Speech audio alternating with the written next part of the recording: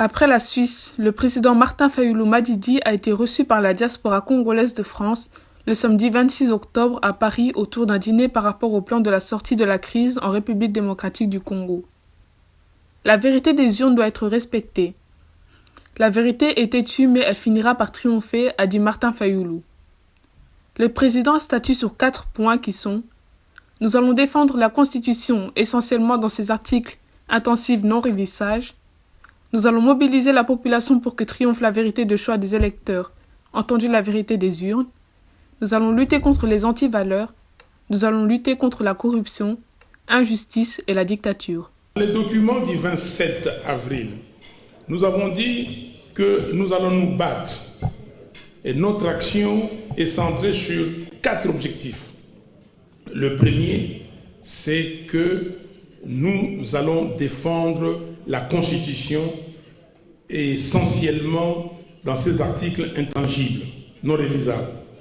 Deuxièmement, nous allons mobiliser la population pour que triomphe la vérité des choix des électeurs, entendu la vérité des gens. Troisièmement,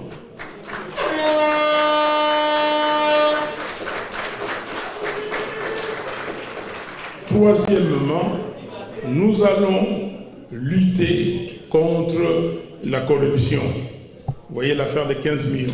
Et quatrièmement, enfin, nous allons nous dresser contre les antivaleurs.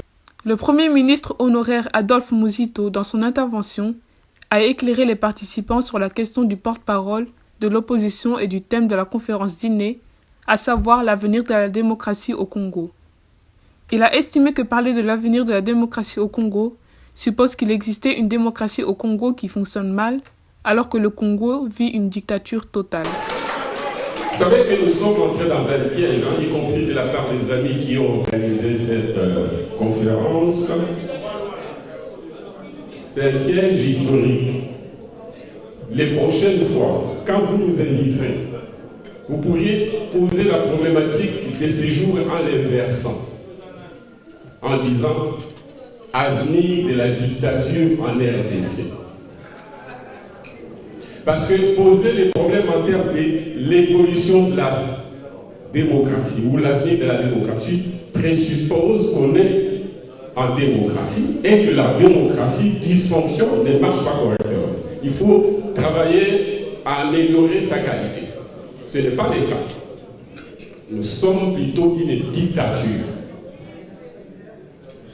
On nous a vendu la démocratie par les élections, et cela depuis 60.